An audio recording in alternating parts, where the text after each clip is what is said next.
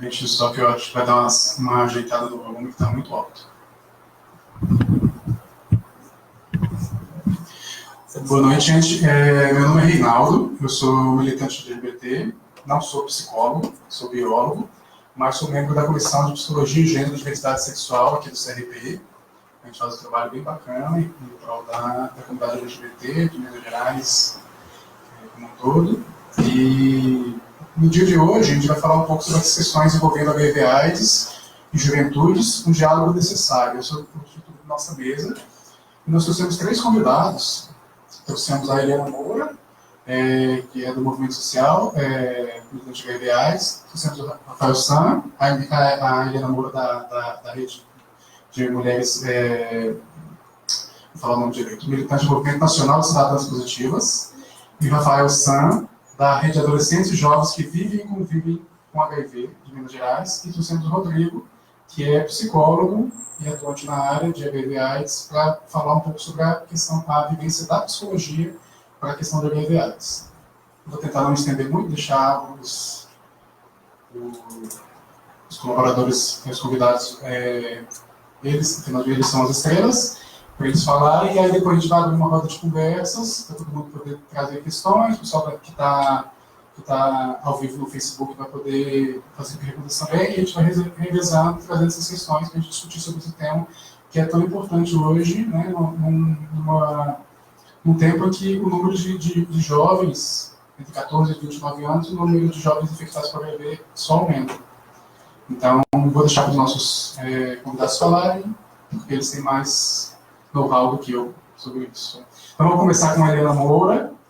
Ela é graduada em Serviço Social, especialista em Direitos Humanos, técnico superior de saúde, no CTA-UI, Centro de Testagem e Aconselhamento, SMSA, militante do Movimento Nacional de Cidadãs Positivas e minha amiga pessoal. Obrigado, Helena. Boa noite a todas, todos e todes. Eu sou Eliana, sou uma mulher vivendo com HIV há 24 anos, tenho 2 filhos, uma filha antes do HIV e um filho depois do HIV, e meu filho nasceu sem um vírus. Ou seja, nós, mulheres que vivemos com HIV, podemos ser mães. Aliás, é um direito, né?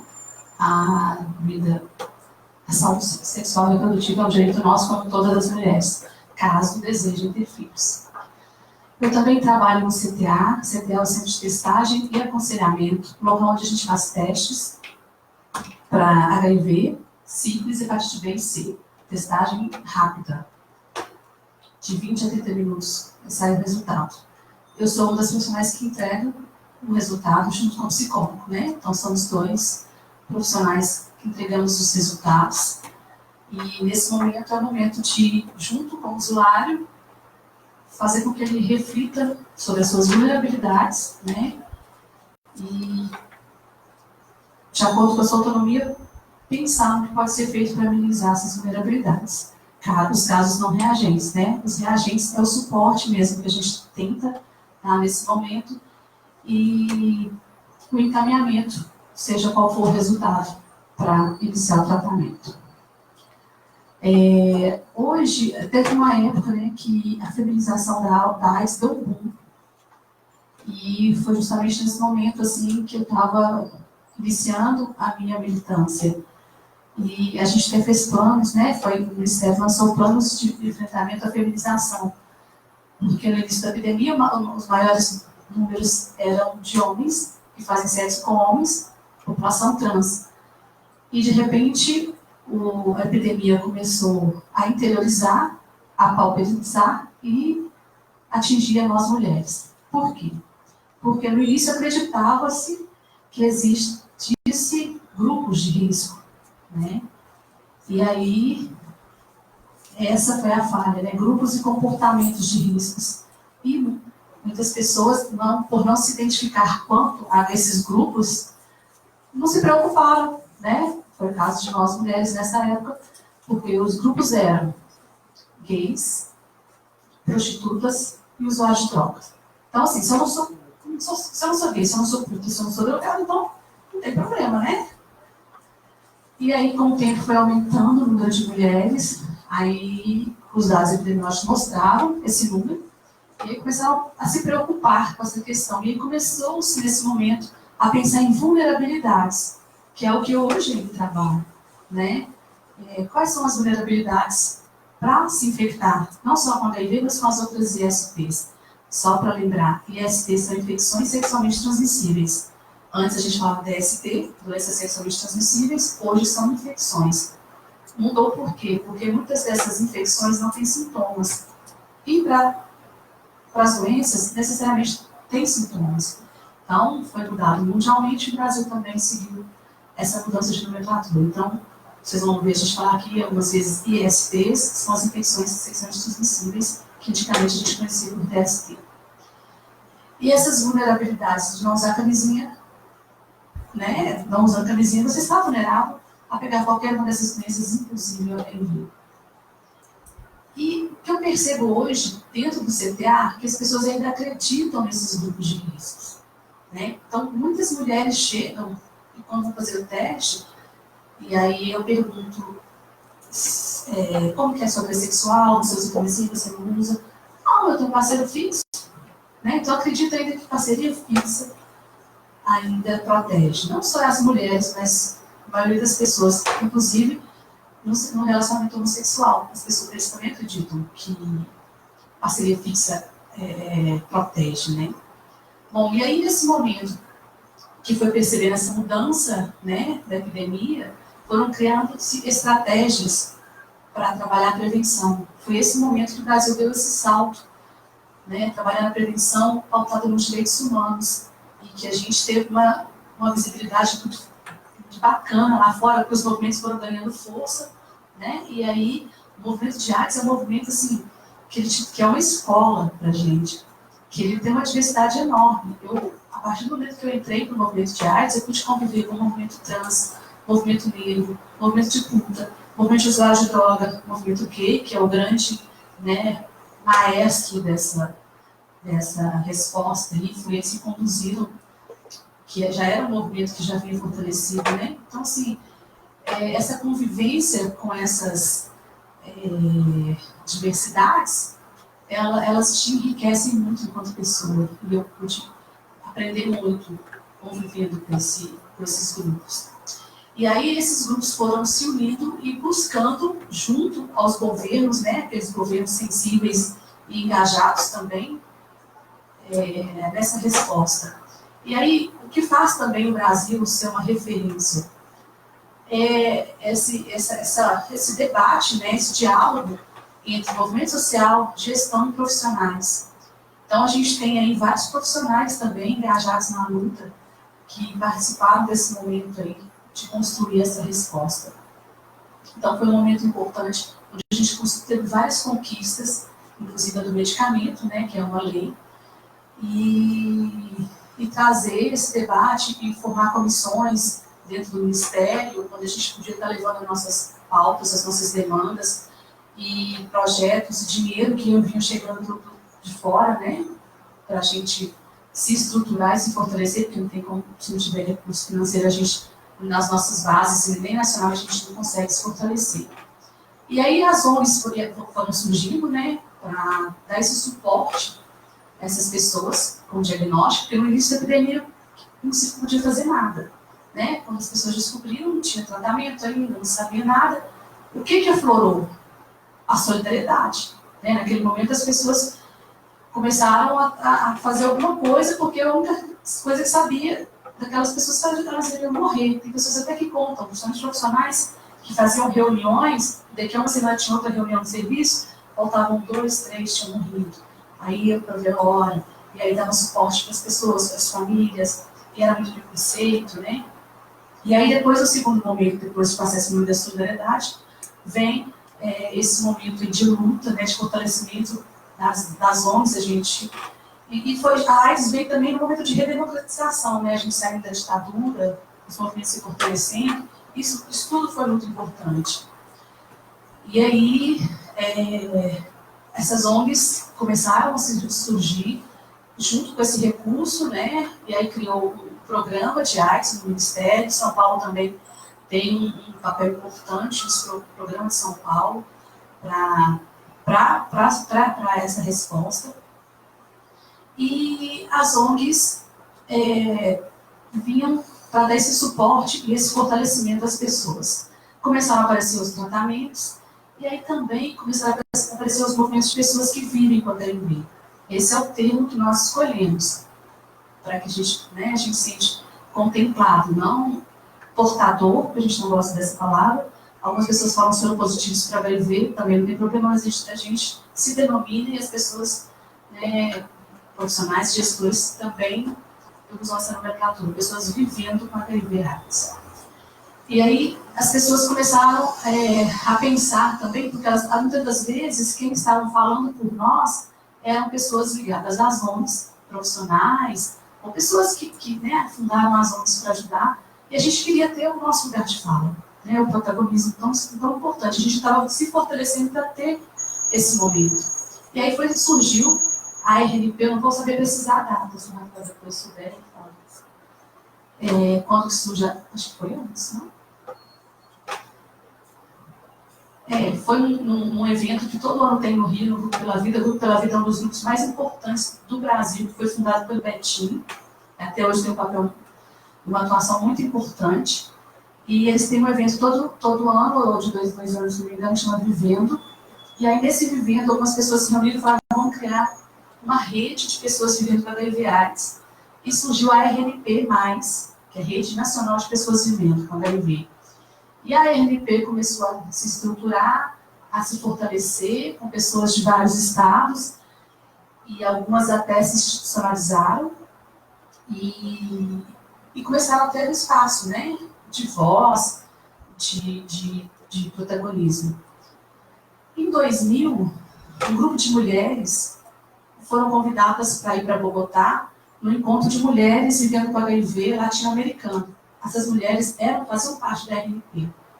Foram essas mulheres para esse encontro e saíram de lá super empolgadas, com tudo que elas vivenciaram, e voltaram no Brasil querendo também fazer um projeto para fortalecer as mulheres, porque a gente sabe, a gente vive num país machista, LGBTfóbico, racista, e por mais que a gente esteja no movimento social, a gente sofre machismo, a gente sofre racismo, não tem como, gente. E aí, muitas das vezes, a gente não tinha muito espaço, muita fala, E aí, vamos fortalecer essas mulheres. Aí o Ministério fez um projeto, junto com uma técnica, projeto Cidadãs Positivas, que foi o nome. E aí foram capacitadas algumas mulheres de todo o Brasil e começaram a fazer essas capacitações regionalmente. E chega no momento que viram que esse projeto tinha extrapolado, que já era um movimento. E aí, nesse momento, surge o Movimento Nacional das Cidadãs Positivas, que é um movimento na qual hoje eu participo. Eu fui representante política por alguns anos. No ano passado, eu abri mão dessa representação. Mas eu ainda continuo participando, dando meus pitacos, e sempre que posso, falando, pelo movimento e pelas mulheres. E aí, já tínhamos dois movimentos de pessoas. A RNP, que engloba todo mundo, homem, mulher, idoso, jovem, gay, travesti, enfim, quem quiser. O de mulheres, que eram só para as mulheres. Todos dois são pessoas que vivem com a HIV. Eu vou falar só, pincelar para você. Aí depois, no ano, o Rafael vai falar dele lá, no encontro da RNP, os jovens também não se sentiram muito contemplados, resolvem fundar uma rede de jovens que vivem e convivem com a HIV. A rede de jovens ousou e pensou mais amplamente, não só quem vive com a HIV, mas quem convive. Então, acho que isso foi super bacana. Por exemplo, se meu filho quisesse fazer parte da rede de jovens, ele poderia estar, porque ele convive, E a rede de jovens vem também um momento importante e vem fortalecer essa luta. Bom, essas 3 redes são super reconhecidas nacionalmente. E reconhecidas nacionalmente e internacionalmente. O Rafael está me lembrando aqui, foi em 2017 também surgiu a Rede Trans, de pessoas vivendo com HIV, Mas antes disso, o Movimento Nacional das Cidadãs Positivas mudou a Carta de Princípios e colocou mulheres trans também, se quisessem participar, né, do Movimento das Cidadãs. Elas já participavam da RNP, algumas participam do movimento, mas elas criaram uma rede específica para elas. Bom, e aí tínhamos as 3 redes com espaços, cadeiras em comissão, e alguns nacionalmente. Aqui em Belo Horizonte, Minas Gerais, eu atuei muito tempo junto com as redes, à frente, né, pautando as nossas demandas, e, enfim, nesse diálogo aí, nesse momento que a gente tinha de espaço, de fortalecimento da resposta. Bom, nesse meio tempo, eu decidi, né, também me fortalecer profissionalmente, né, me engajar aí, não só no movimento, que era uma escola fantástica para mim. E eu decidi fazer minha faculdade, que até então eu não tinha. Aí, a faculdade que me vinha, assim, que encaixava tudo que eu estava vivendo naquele momento, era serviço social. Eu fiz minha faculdade, terminei, fiz uma especialização em Direitos Humanos e trabalhei numa outra cidade e voltei para Belo Horizonte para ficar no CTA. Então, toda essa vivência que eu tenho de movimento, que são mais de 15 anos, eu trago hoje para dentro do CTA e é muito importante, porque eu vivi algumas coisas na pele, eu sei o que é ser uma pessoa que eu viver, eu sei como que não é bom quando a gente não é tratado da forma que a gente gostaria, com julgamento, com juízo de valor. Então, eu tento passar isso para os outros profissionais, principalmente da rede da atenção básica, né, que a gente, antes de formar o CTA, a gente ficou itinerante, trabalhando nessas questões com profissionais da atenção básica, principalmente com relação ao aconselhamento, o aconselhamento de forma humanizada, sem julgamento, né, e trabalhando com aquela verdade que o usuário me passa, independente se for verdade mesmo ou não, mas eu tenho que dar conta de passar naquele momento. Bom, agora vamos passar um pouco para...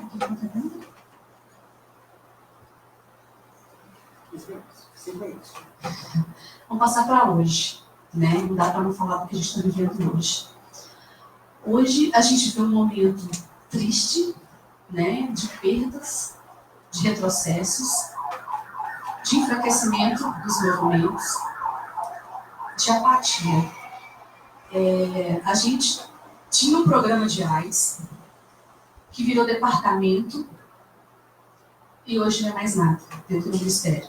A gente está junto com doenças crônicas. Então, o HIV está totalmente invisibilizado, né, dentro do Ministério. A gente ainda tenta algumas coisas, mas a gente não tem mais diálogo, a gente não tem mais espaços. Os comitês e as comissões que existiam também não estão mais funcionando. Isso é a nível nacional. A gente falando pelo Estado, também estadual, também a gente não tem muita coisa. A rede de jovens vai poder falar um pouco mais, porque eles ainda conseguem mais algumas questões, levar algumas demandas. E Belo Horizonte também a gente não consegue ter esse diálogo. Hoje eu não sou mais tão movimento social, mas não tem como não ser, né? Você acaba sendo sim.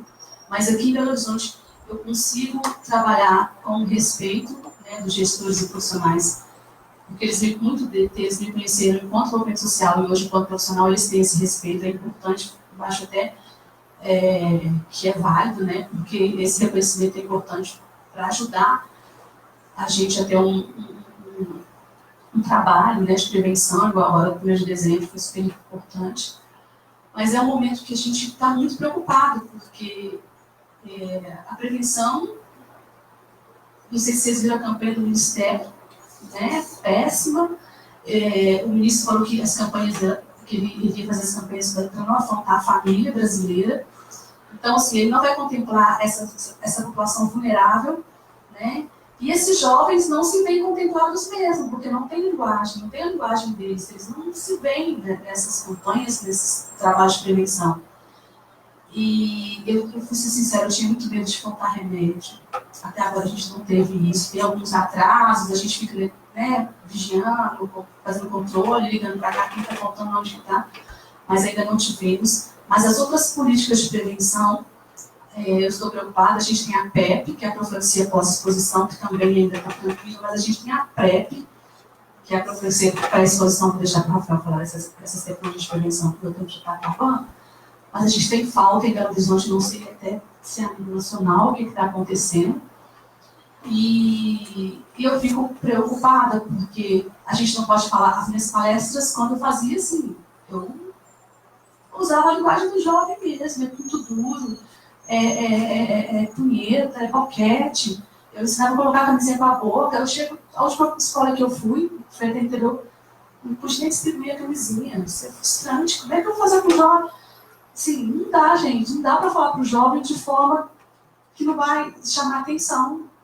E Belo Horizonte tem um trabalho entre pares, que eu acho super interessante, que faz da diferença, né? Mas a gente tem que repensar aí. E agora, mais do que nunca, é unir os movimentos. Tanto que, assim, em Belo Horizonte, a gente já fez 2 encontros das 3 redes juntas para fortalecer, pensando nesse fortalecimento mesmo, porque não dá para ficar os jovens aqui, nós mulheres aqui, e a outra rede, né, ali. Então, a gente se uniu para a gente pensar mesmo em estratégias e se fortalecer. Então, eu acho que esse é o momento, de unir e de transversalizar esse debate aí da AIDS. Não dá para ficar só na saúde, a gente tem que passar para a assistência, para a segurança, para o judiciário, para todo mundo. Não dá para ficar. Gente, o CTA, no mês de setembro, eu fiquei desesperada. Tinha muitos resultados reagentes, tinha 3 resultados reagentes. A maioria são jovens, se entregar um resultado para um menino de 16 anos não é fácil. Esse jovem, esse adolescente está começando sua vida sexual, já com um HIV nas costas, né? Então, assim, eu fiquei muito assustada com isso aqui, muito mesmo, foi um número muito alto. Outubro, novembro já não foi tão alto, mas sífilis está um número bastante alto. Gonorreia está alto, HPV. Então, as doenças estão aí, e não é porque os jovens não vivenciaram a epidemia do HIV, não, gente, é porque a gente não está sabendo fazer prevenção. Porque nós já fomos jovens, a gente sabe que quando a gente é jovem, a gente quer fazer, a gente quer acontecer, e nada vai acontecer com a gente. A gente acha que, né, naquele momento. E o pior, a gente não está falando mais de AIDS, não está falando nas escolas, a gente não fala em casa, né? E como que quer que esses jovens saiam aí preparados para negociar um uso da camisinha ou para fazer uma prevenção, saber o que é melhor, né? Não dá, a gente tem que falar sobre, é importante, por isso que eu, de antemão, gostaria de agradecer o Conselho de Psicologia por estar abrindo esse espaço, que é super importante, né? E todos vocês que estão aqui, que levem essa pauta aí no meio de vocês e me coloco à disposição para o que vocês precisarem, para a gente conversar, debater e construir, quem sabe, estratégias, né, para fazer um trabalho bacana. Antes de encerrar, só uma coisinha. O maior número de mulheres infectadas são negras. Então, assim, tem a vulnerabilidade da questão raça-cor. Violência ainda também é uma questão que nos vulnerabiliza. Então, a gente tem que pensar, assim, nessas vulnerabilidades. Então, obrigada por dar espaço para meus companheiros aqui e fico aqui para a gente conversar mais. Obrigada.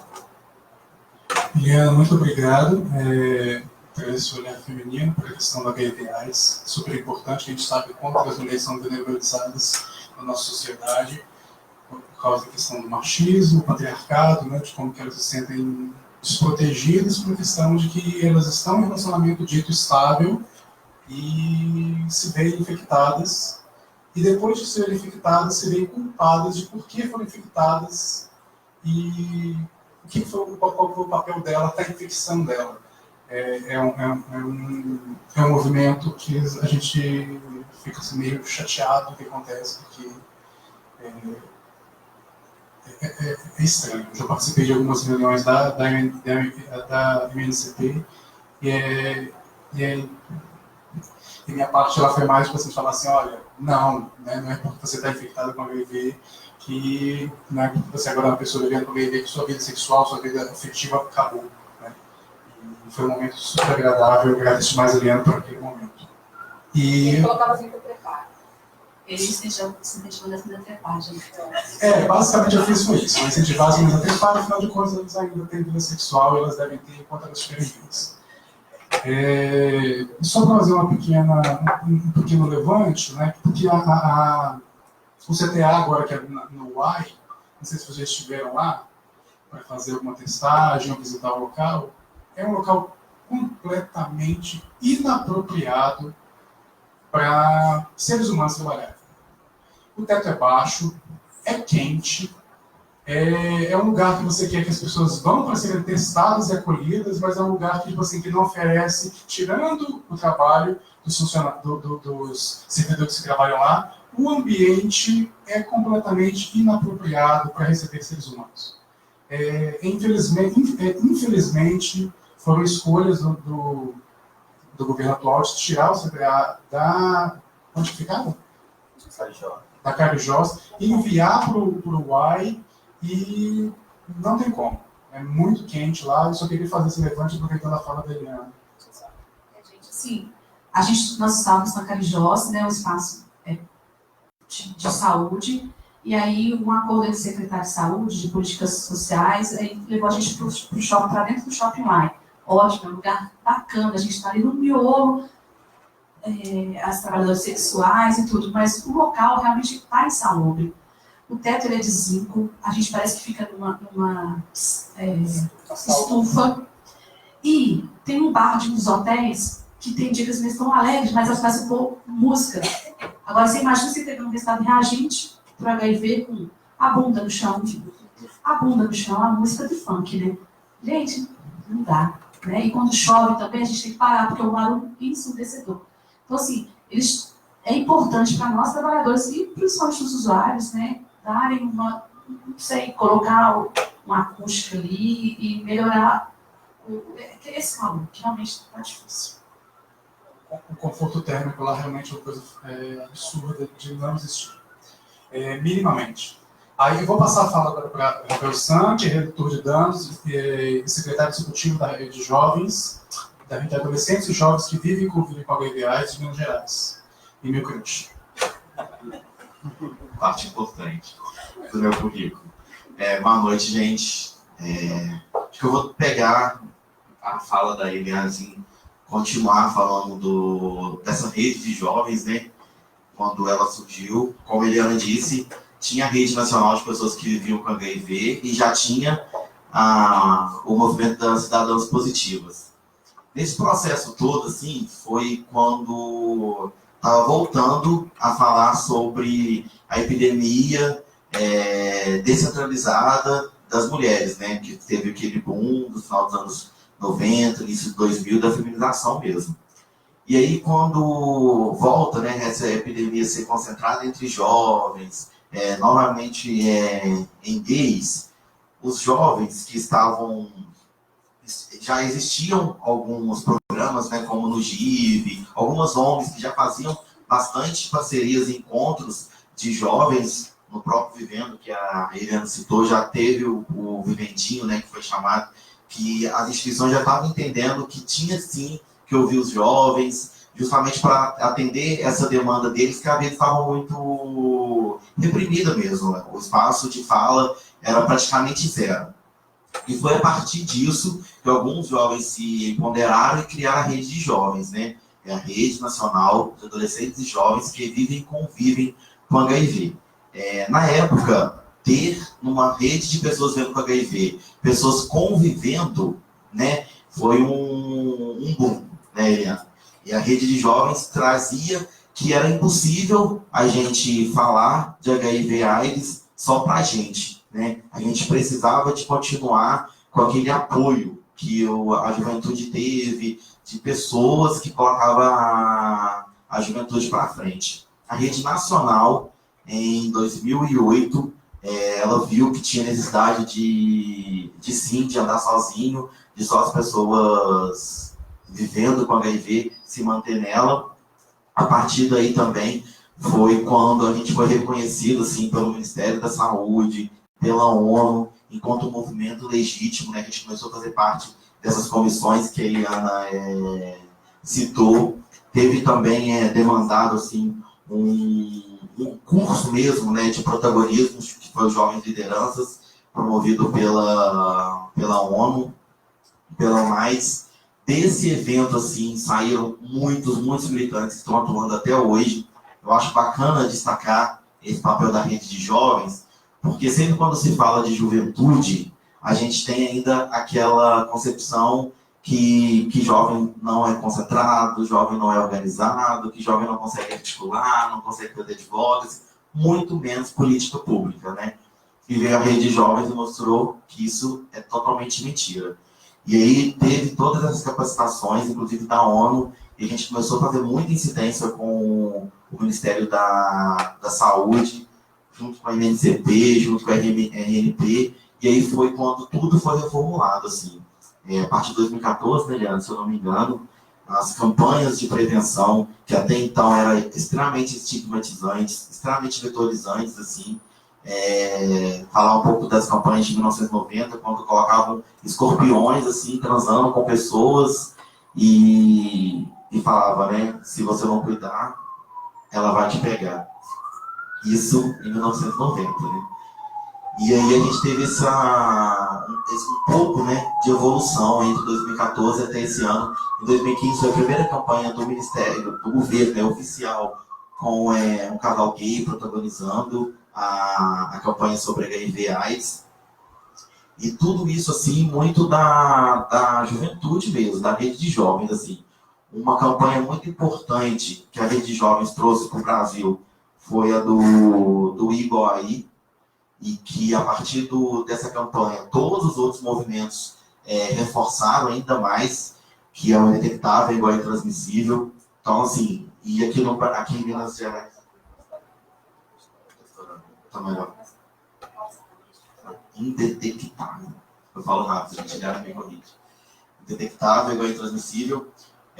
A partir de alguns estudos, né, já feitos na década de 90 e finalizado agora no início dos anos 2000, ficou comprovado que as pessoas que vivem com HIV em adesão ao tratamento, elas ficam indetectáveis, né? O vírus ele é totalmente suprimido do organismo. A partir daí, o vírus se torna intransmissível via sexual, né? Infelizmente, as pesquisas que tentaram comprovar a transmissão do HIV também por via de aleitamento materno mostrou que ainda teve algumas transmissões, né? Então a gente só afirma mesmo, a comunidade científica só afirma que é intransmissível sexualmente. Eu acho que é bom a gente dar essa ênfase, né, Eliana? A Eliana trouxe bastante coisa bacana aqui. A Rede Jovens aí para Minas Gerais, mais ou menos 2011, 2010, com a mesma estrutura que veio da Nacional, saiu de alguns grupos de acolhimento, e a partir daí alguns jovens se empoderaram e criaram a rede. A nossa rede aqui em Minas ainda abrange pessoas que vivem e pessoas que convivem com HIV, né? A gente tem feito bastante trabalho assim, de acolhimento de jovens com diagnóstico recente. É muito bacana quando a Eliana fala com o Rinaldo levar as crianças para trepar, assim, e é um rolê muito louco, porque quando o diagnóstico positivo da HIV vem com ele tudo aquilo, todo estigma que a gente tinha do HIV antes do diagnóstico. E um deles é que a pessoa que fica HIV não pode transar, né? Então, tipo assim, passar por tudo isso é um processo. E aí você passar por esse processo entre pares, né, com uma rede onde tem outros jovens que vivem com HIV, que superaram tudo isso, que já estão numa evolução assim, bacana de aceitação do diagnóstico. A gente faz muito encontros, por exemplo, com a Eliana, justamente para mostrar isso para o jovem, né? Ele já está aí vivendo há 50 anos com HIV, que vive há 20 anos com HIV, mostrar que ela está aí, linda, maravilhosa, né? Diva ainda. Isso é importante, a gente tem feito muito esse trabalho. A Dora, que está aqui também, já foi lá conversar com os jovens, a gente tem feito esse acolhimento, mas também a gente tem feito muita incidência política. A gente faz parte da comissão de HIV/AIDS de Belo Horizonte, a gente faz parte da comissão de tuberculose de Minas Gerais, que foi uma via que a gente achou para chegar até o governo do estado, porque o governo do estado não tem comissão, sempre teve uma dificuldade muito grande de como a militância iria chegar no governo do estado, e através da comissão e o comitê de tuberculose, a Rede Jovens viu um espaço para entrar lá dentro e a gente conseguiu. Esse ano a gente teve nosso evento, né, aprovado, foi um evento que o governo financiou para 40 jovens lá em Itabirito. Foram 3 dias assim, maravilhosos, assim, deu para ter bastante informação, muito acolhimento, e foi bacana. A Eliana estava lá, a Eliana, o Augusto estava lá também, e foi bem bacana. Falar algumas coisas, né, alguns dados, assim. Por que esse dia, por que esse momento, por que falar disso? O distanciamento do HIV e da AIDS ainda hoje é muito presente, assim, em todos os momentos. Hoje eu trabalho na Prefeitura de Belo Horizonte em um programa, e eu conversando com a rede, eu estou vendo esse distanciamento, assim. É muito complicado ainda falar de AIDS, de HIV, porque até os profissionais de saúde ainda estão com essa visão que acabou a AIDS, está tudo lindo, está tudo maravilhoso. Eu sempre trago números, assim. O ano passado, morreram 100.980 pessoas por AIDS no Brasil. Isso dá uma conta de 32 pessoas por dia. Então, você imagina, a gente está em 2019, tratamento tecnológico, hiper avançado, e ainda estão morrendo 32 pessoas por AIDS no Brasil. O número hiper alarmante é que 60% dessas pessoas são pretas, né? E aí, quando a gente pega um recorte assim, de comparar homens e mulheres que estão morrendo de AIDS, a porcentagem de mulheres pretas são muito maiores. Mas o que me chama mais atenção, assim, enquanto militante, nesses números, são os números que não existem.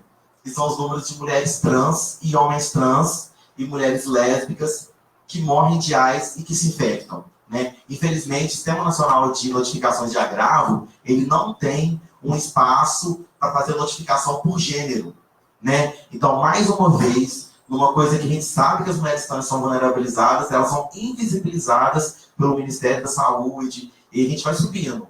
Os municípios que têm gestão de informação própria, como Belo Horizonte, está fazendo agora essa implementação, né, Eliana? Então, tipo assim, é um discurso das militâncias há muito tempo. O Ministério da Saúde, até hoje, não adequou, e agora a gente tem praticamente certeza que vai ficar pelo menos mais 4 anos sendo invisibilizadas, e a gente sabe que a invisibilidade gera morte, gera pobreza, e aí é um ciclo que não tem fim, né? E aí, no ano passado, foram 37 mil casos de AIDS ainda no Brasil. Então, você imagina, né? Teoricamente, era para a gente ter teste rápido em todos os centros de saúde. O teste rápido era para ser extremamente divulgado, e aí a gente tem 37 mil casos de AIDS ainda e 43.941 casos de infecção do HIV. Desses, a cada 2,3 casos em homem, 1 caso em mulher. Então, é aquela disparidade, né? A gente acha que ainda o HIV está só em homens, e principalmente homens que fazem sexo com homens, está ainda caindo por terra, que a gente está vendo cada dia mais as mulheres voltando a ser um grupo extremamente afetado pelo HIV. Uma coisa que me chamou muita atenção no boletim que saiu dia 29 agora, foi que os números, pela primeira vez em 10 anos, de incidência, abaixou em todas as populações, inclusive em jovens. Só não abaixou nos idosos, né? E aí eu acho que esse aqui é um espaço para a gente trazer essa problemática, assim. Porque ainda a gente não está conseguindo, está atingindo os jovens e não está atingindo o público idoso. E aí eu faço uma comparação, assim, né, como militante, que muitos desses números têm a ver com a PrEP, né, que foi implementada fez 2 anos agora, e a gente vê, junto à Política Nacional de PrEP, a redução aí a gente sabe que a PrEP também está sendo distribuída para jovens, a gente vê uma diminuição de casos em jovens, né? Eu acredito que tem sim não posso dar certeza, né? Não estudei, não sou estudioso nessa área, mas eu tenho essa sensação que a PrEP é sim uma política que deu certo. A PrEP é a PrEP, porque 2016 para cá a gente teve muita divulgação da PrEP, né? E aí, já aproveitando o link, a PrEP é a profilaxia pré-exposição. Ela funciona como um anticoncepcional, assim, ela tem que ser tomada continuamente, né? E a partir daí, ela te dá uma proteção de eficácia de até 95%, né, contra o HIV. E aqui em Belo Horizonte ela é distribuída no Orestes Diniz e no Eduardo de Menezes. E aí, com milhões de problemáticas, né? É uma tecnologia que é feita para as populações que estão em mais vulnerabilidade pelo HIV, e infelizmente o número da PrEP mostra que quem está tendo acesso a ela são gays, homens brancos, mais estudados. Isso não é mimimi, isso é uma grande problemática. Isso tem muito a ver com o acesso que as populações vulneráveis têm de informação, têm aos serviços. Isso é uma problemática que a gente tem que discutir muito, principalmente aqui nesse espaço. A PEP já é uma profilaxia pós-exposição, né? Então, caso você tenha uma exposição sexual, né, fazer um sexo sem camisinha, ou estourar, rasgar, aí você pode procurar a UPA, e ela é tomada durante 28 dias, né? E tem que ser procurada até 72 horas, com uma pílula do dia seguinte. E que também a dispensação dela também é para esse mesmo público. Ela tem uma dispensação maior em mulheres profissionais de saúde, justamente por causa de acidente, né, com objeto perfuro cortante, e que, infelizmente, as populações mais vulneráveis, como mulher trans que trabalha na rua, até mesmo as mulheres trans, as mulheres cis que trabalham com sexo, também estão com pouco acesso, e são, ao meu ver, como militantes, são uma grande problemática, e que, infelizmente, a gente discutia pouco no governo progressista, como o governo do PT, que a gente tinha comissão de HIV/AIDS, e que, infelizmente, agora a gente está sendo mais invisibilizado ainda. A Eliane bem falou da campanha do governo. Eu vou lembrar da campanha do Carnaval, Eliane, que foi a campanha de camisinha, né? E aí você vê, a campanha foi simplesmente de camisinha, voltada para homens, né? Então é um governo extremamente conservador, voltando a dar ao homem o poder da prevenção, né? Falando que o homem que escolhe, que a mulher não tem direito nenhum de saber qual é a prevenção dela, que não passa por ela, se o homem quiser usar a camisinha bem, se não quiser, vai ficar sem sexo ou ser estuprada. Porque essa é a realidade do Brasil hoje e que esse governo está invisibilizando, né? Então, a que ponto que isso vai impactar nesses números do ano que vem? Né? Principalmente nos casos de morte por AIDS, assim, que eu ainda acho muito alarmante.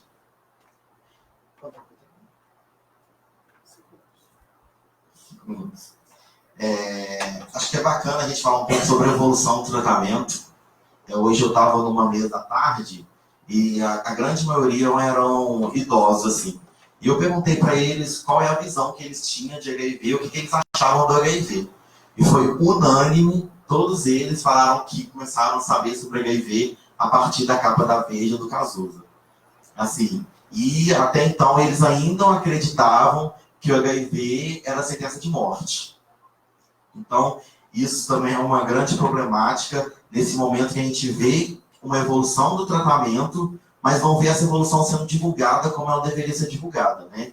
E aí isso causa mais estigma e causa mais casos. Porque o que acontece? A gente foi educado, a nossa prevenção foi educada através do terror, né? Do medo.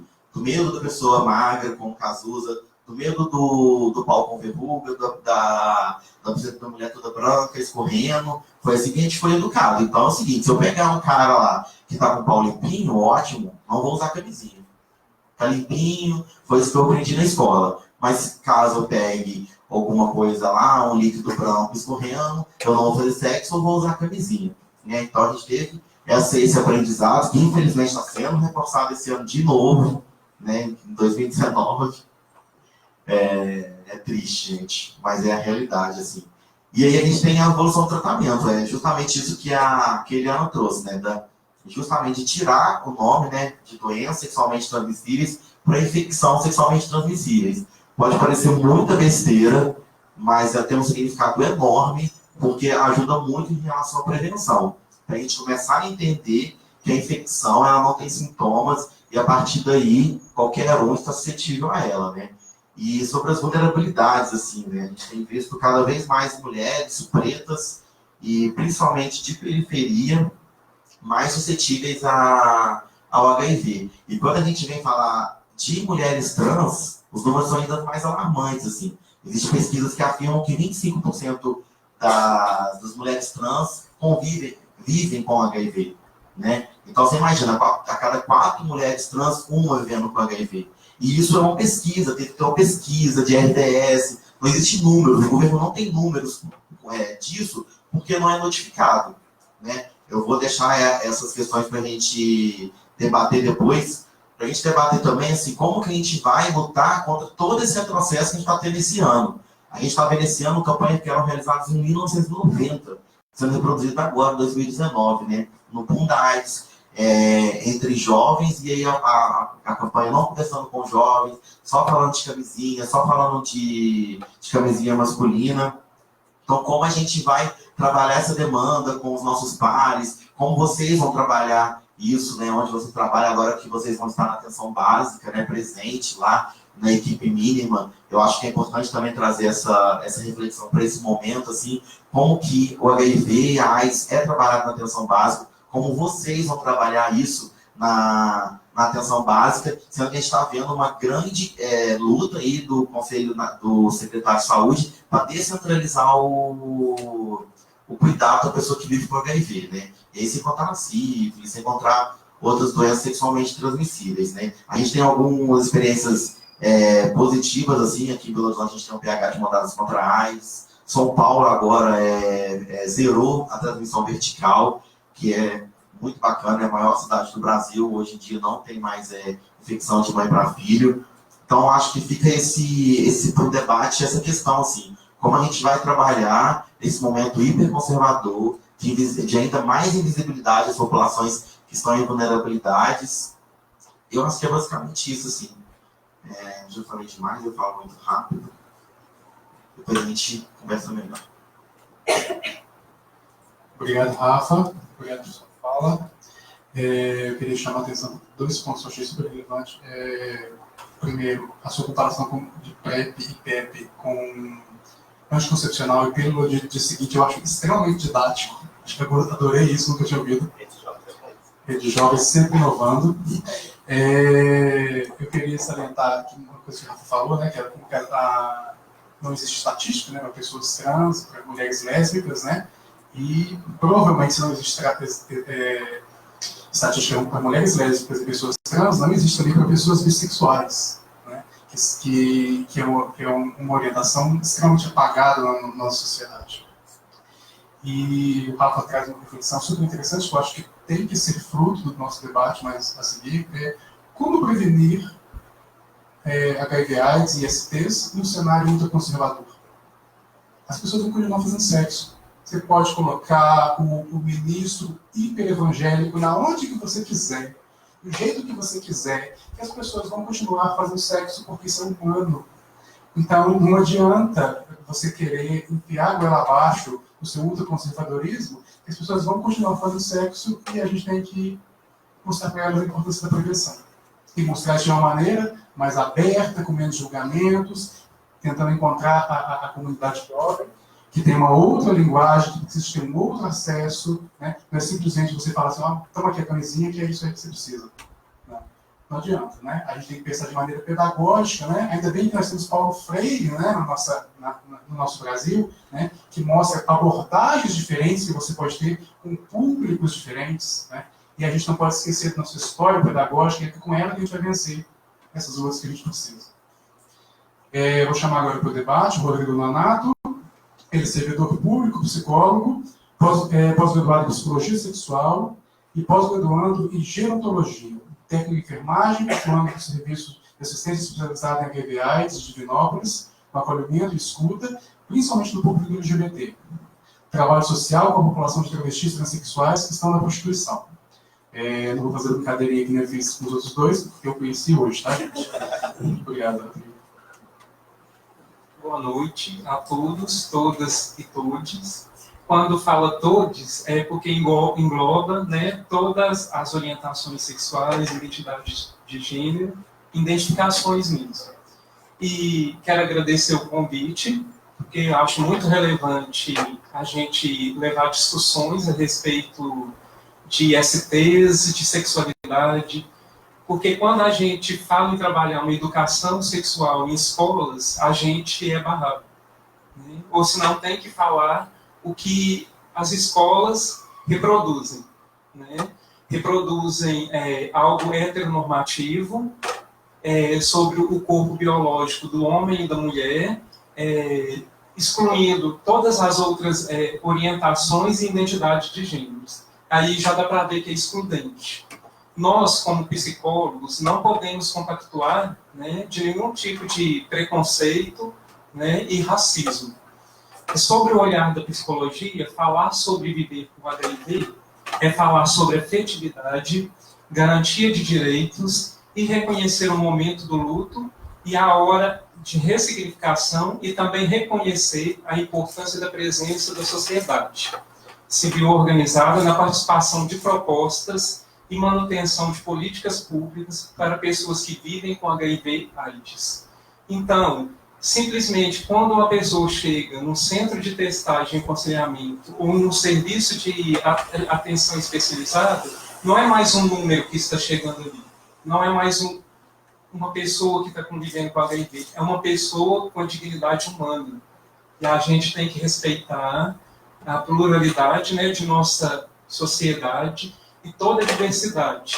Porque está acontecendo um aumento muito grande em pessoas adolescentes e também no público idoso, né? Não somente com HIV, com a sífilis, até mesmo esse público idoso, a gente tem uma dificuldade porque eles não conseguem falar a respeito de sua sexualidade porque são taxados, né? Quando se fala de sexualidade, se fala para uma pessoa jovem, né, que está no auge dos hormônios. Pessoas idosas acabam sendo excluídas até nesse sentido da sua sexualidade. Aí onde que a gente deve entrar e conversar a respeito do uso do preservativo, essa dificuldade da questão da ereção, né, que acaba sendo um tabu, que existem outros tipos de brincadeiras que não precisam da ereção para acontecer. Então, a gente tem que ter esse olhar mais amplo, essa escuta ativa, né, de escutar bem além do que a pessoa está chegando, da demanda que a pessoa está trazendo para a gente. É preciso olhar, ouvir, respeitar e dar voz às pessoas que vivem com HIV. Igual a Eliana mesmo falou. Isso é muito importante.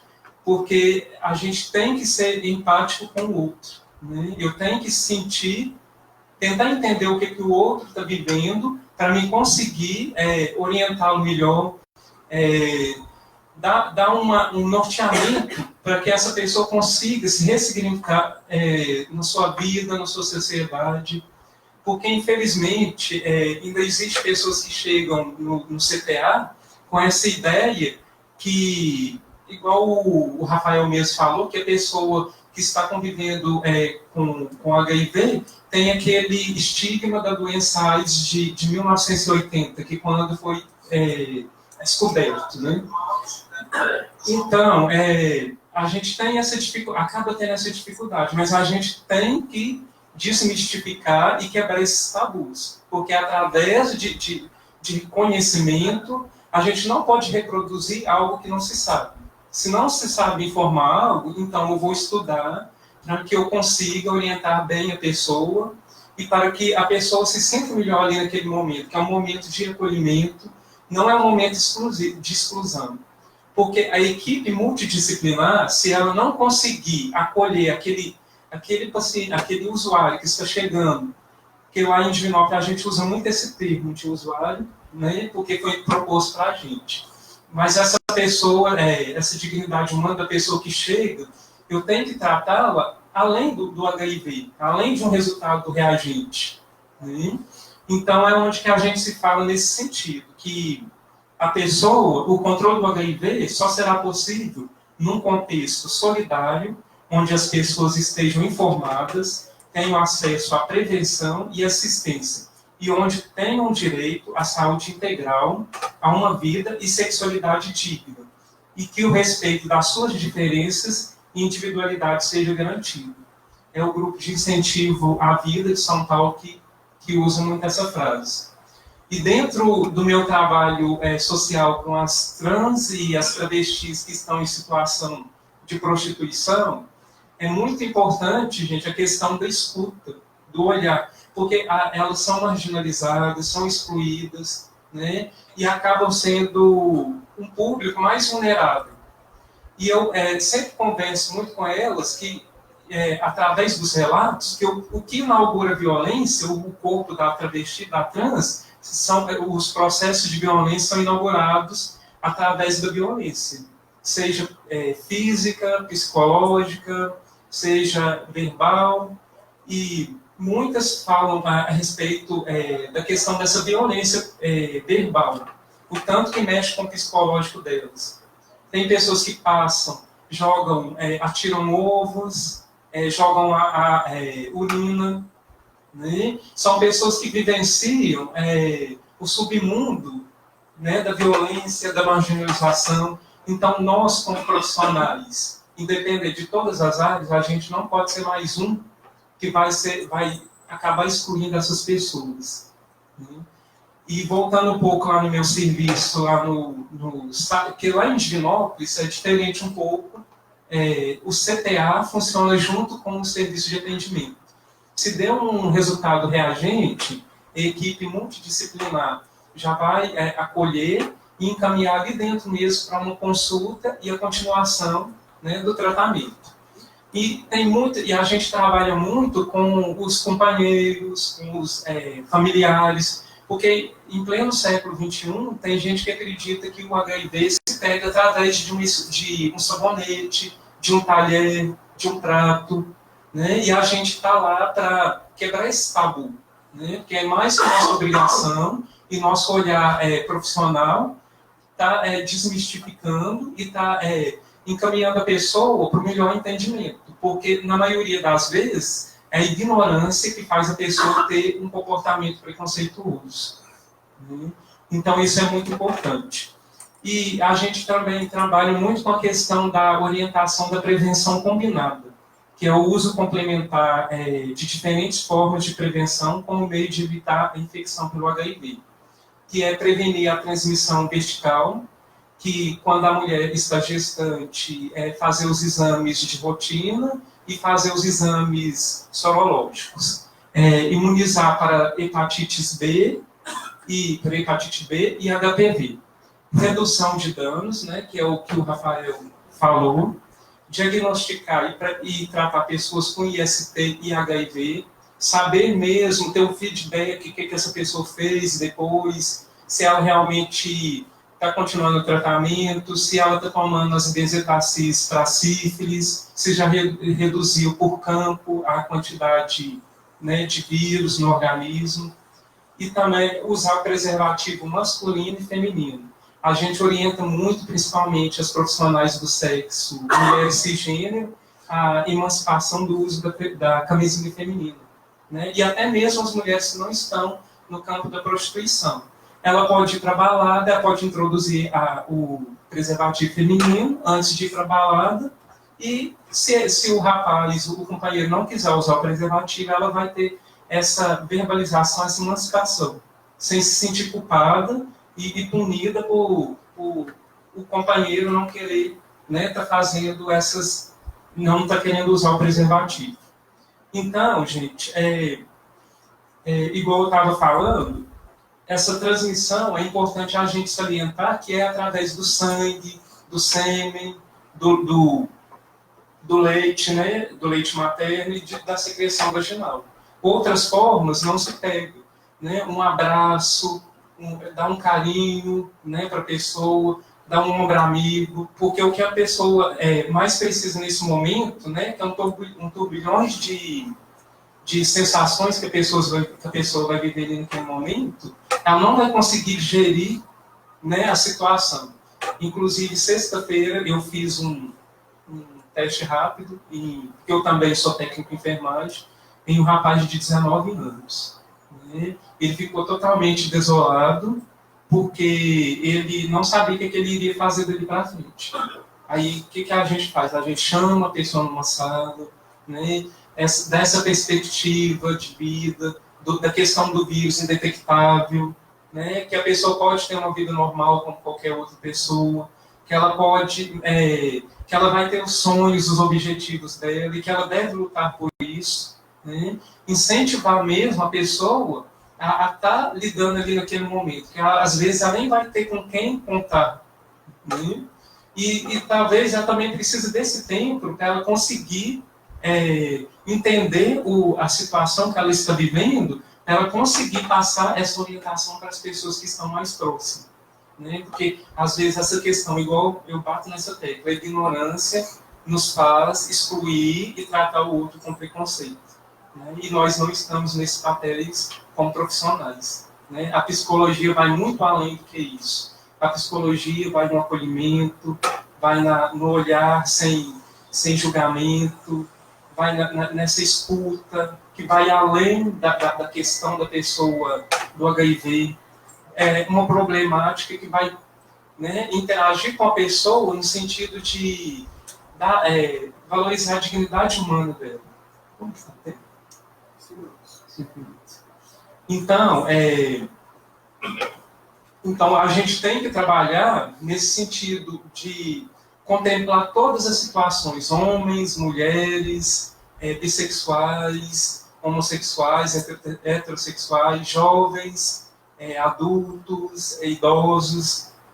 Criança a gente ainda não se fala muito porque tem um tabu muito grande, né? Mas eu penso que os pais já deveriam conversar com os filhos, que isso não trazer à tona a sexualidade, que a criança tem a sexualidade dela de uma forma diferente, né? Mas é a questão do ensinar da forma correta. Porque se em casa não vai ensinar da forma correta, na rua vai aprender de uma forma mais errada.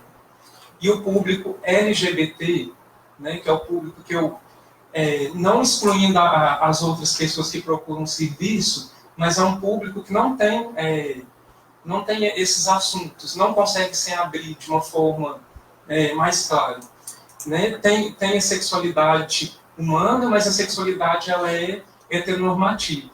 É falado só no sentido biológico, no sentido da procriação. Não se fala no sentido do prazer, né?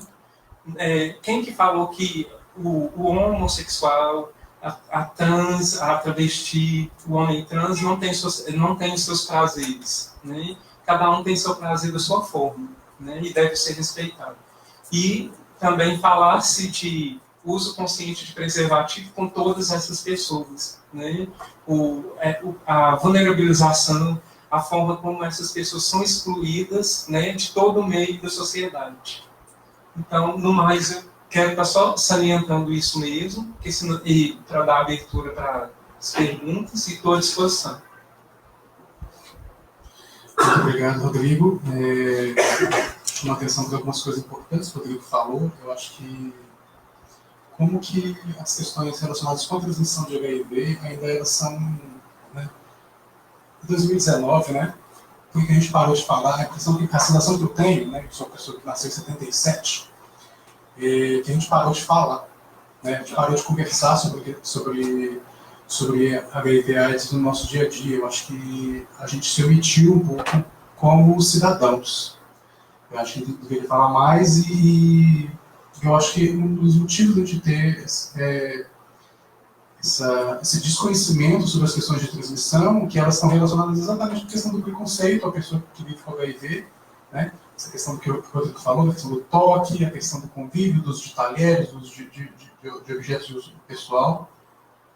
E outras duas coisas que são muito importantes que o Rafael falou, não estão relacionadas diretamente com o tema, né? Como que a gente ainda trata a questão da sexualidade das crianças como se fosse uma coisa que não existe, né? Lá para o nível delas, para a cabeça delas, para a maneira delas encarar, a sexualidade ainda existe, a gente já nasce com sexualidade, né? Não é uma coisa que aparece do nada, quando você tem 12 anos e começa a desejar ou a coleguinha. E focando aqui, que é o tema da nossa comissão, né? Como que a questão da sexualidade das pessoas LGBT, ela é empurrada para dentro do armário. Você não é permitido de viver sua sexualidade, você não é permitido de ter relacionamentos que nem todo hétero tem na adolescência, de ter seus afetos, e aí isso vai empurrando a sexualidade para dentro do armário, vai empurrando até que aquele armário chega uma hora que ele fica tão apertado que a pessoa estoura de lá de dentro e ela vai viver a sexualidade dela e viver os afetos dela, e aí viver esses afetos talvez de uma maneira não se percebendo, não se protegendo, não tendo essa noção de que mesmo agora que ela vai viver a sexualidade dela, existem algumas coisas que ela tem que tomar um pouco de cuidado. Eu fico sempre muito preocupado com isso, nesse momento de saída do armário. Mas eu queria agora começar a conversar, queria saber se a nossa plateia tem alguma pergunta, a gente poder começar um bate-papo aqui com os nossos convidados.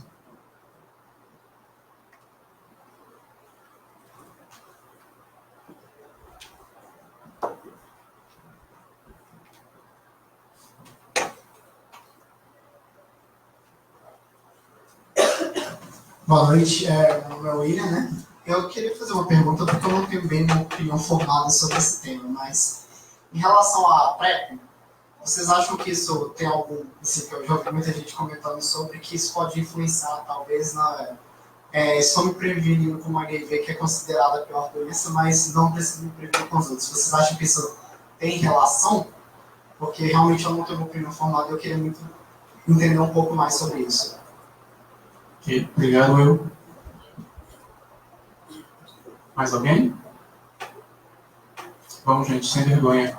A gente está falando de sexo aqui, por favor. Sexo, sexualidade. Olá, boa noite.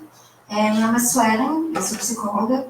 E vocês falaram muito do público LGBTI, né? Mas eu vejo também que essa campanha que está voltando, dessa forma de falar só sobre camisinha, falar só sobre esse aspecto, volta também a questão de que camisinha só serve para prevenir gravidez. Tipo assim, fala sobre isso, mas peraí, gravidez. Vamos falar de gravidez, que é uma coisa heteronormativa, né? E o tanto também que os héteros acham que eles são completamente imunes ao HIV. Né?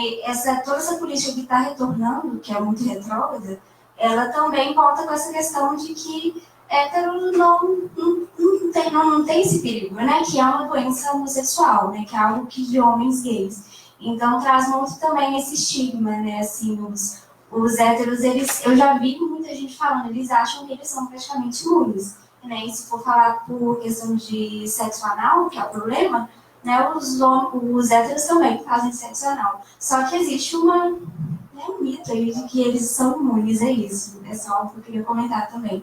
Né? Que se fala muito dentro do público LGBT e os números ainda são grandes, né? Mas também existe, com certeza tem 1 milhão de héteros também que acham que eles não têm, que também não fazem exame e não tem nenhum mínimo de curiosidade de saber também. Boa noite, gente. Meu nome é Eledá. Eu também sou psicóloga, mas a minha dúvida é mais voltada para a questão biológica mesmo, Tati. O Rafael, ele falou da questão de morte por AIDS. No entanto, eu tinha aprendido que não existe morte por AIDS. Você morre por queda imunológica e contrai uma doença. Então, eu queria que isso fosse melhor explicado, porque eu fiquei um pouco com medo. Mais alguém? Vamos fazer essas então, e aí a gente volta para a plateia, e volta para a internet depois da plateia. Quem quer começar? Antes de responder as perguntas, eu vou falar 2 coisas, uma na fala do Rafael e outra na fala do Rodrigo. A do Rafael, quando ele falou da PEP, da profilaxia pós-exposição, é até 72 horas após a exposição, seja sexual, seja qual for o motivo. Rompimento de preservativo, transou sem camisinha, enfim, qual for. Mas eu aconselho, eu oriento, né, quanto mais rápido for melhor, não esperar 72 horas, porque pode acontecer alguma coisa que não dá tempo. E a eficácia, quanto mais rápido for, maior a eficácia. Aqui em Belo Horizonte, durante a semana, horário comercial, CTA Sagrada Família. Tem outros serviços, mas eu gosto de focar no CTA Sagrada Família, que a gente tem 2 CTAs em Belo Horizonte, que é o Sagrada Família, que é o mais antigo, que está numa região onde a incidência e a prevalência em Belo Horizonte no início da epidemia era maior, por isso que colocaram lá. E tem outros serviços, mas se for no CTA UAI, onde eu trabalho, a gente orienta e encaminha. Final de semana e noite é UPA. Porque senão, quando o Rafael falou, ele falou só UPA. Aí todo mundo vai, se chegar durante segunda-feira, 10 horas da manhã, a UPA não vai fazer, ela não vai ser no serviço, tá? Outra coisa na fala do Rodrigo, sobre preservativo interno vaginal. A gente percebeu que chamar de preservativo feminino não estava bom, porque muitas pessoas estão usando, tem os homens trans, né, que vão usar, tem a população que faz sexo anal que também usa. Então, a gente está falando mais em preservativo interno vaginal. Outra coisa importante, o Ministério ele fez uma compra desse preservativo, de material que é do mesmo preservativo masculino, do preservativo externo, de látex. E látex ele é muito alergênico, então não dá para nós colocarmos, quem for usar, nós mulheres e quem for usar, colocar 8 horas porque vai causar alergia. Então, esse preservativo que chega para a gente, que a gente fez até um movimento muito forte contra esse preservativo, que é um preservativo que não respeita a nossa anatomia, o nosso corpo tem uma esponja que não é legal, não sei se vocês viram, podia ter trazido, não sei. O outro preservativo é de borracha nitrílica, é um material que não causa alergia, é um formato bacana, tem 2 argolas, que dá para colocar tipo de silicone, tranquilo. E aí o Ministério resolve comprar, a gente fez um movimento, barrou essa compra, o movimento dessa nossa cultura, junto com outros movimentos de mulheres, conseguiu tirar da licitação, a gente baixou a guarda, veio o governo Temer, e aí quando a gente assustou, tá aí a camisinha. Não temos de borracha nitrílica, mas só tem essa de látex. Não é uma laranja, uma embalagem grossinha, porque tem uma esponja dentro. E aí começaram a falar que as nossas profissões de sexo aqui, a gente está adorando, estão aderindo, a gente vai ver, elas estão gostando mesmo, porque elas estão usando esponjinha para maquiagem. Aí a gente, bom, tá usando, né? Bom, vamos lá. A PrEP, né, William? As pessoas, corremos o risco, sim, das pessoas fazerem uso da PrEP e não usar camisinha. A orientação é que use camisinha por causa das ISTs, das infecções sexualmente transmissíveis. Essa é a orientação que nós, profissionais de saúde, passamos para as pessoas que vão, né, que fazem uso de PrEP, ou estão sob o uso de PrEP.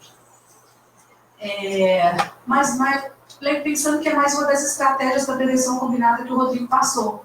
Né? A gente tem que jogar para as pessoas, porque tem jovens, e tem homens, e tem idosos que vão lá e falam assim, olha, eu broxo. Se eu coloco a camisinha, eu broxo. E aí, para essa população que não dá conta com vários, broxar é uma delas, né? Então, tem a PrEP. Tem a PEP e tem a PrEP, né? E a PrEP vem para dar um suporte aí, é uma das estratégias. Mas corremos o risco, eu que estou vendo assim, a gente corre o risco, sim, de que as pessoas elas se abandonam de vez, mas tem pessoas que nem usam mesmo, né? São várias questões aí. O movimento já foi contar PrEP, hoje a gente é super a favor, entendendo como uma estratégia de prevenção, uma nova tecnologia que está aí ajudando as pessoas, essas pessoas com várias questões aí não conseguem usar, né? Enfim. Não sei se eu estou colocando um pouco aqui, depois a Rafael vai complementar. A Sueli fala da ditadura da camisinha, né? A gente usa esse termo, porque realmente assim, a camisinha, né? Esse mantra, os camisinhas já não funcionam nos nossos dias. A gente tem que procurar essa prevenção combinada mesmo, que o Ministério veio falando tanto que agora, nesse novo contexto, nós falamos mais com essas outras tecnologias. Pensando nos estigmas, né? O hétero realmente ele está muito focado naquele estigma dos anos de leucemia, de 30 anos atrás, que é uma doença de gays.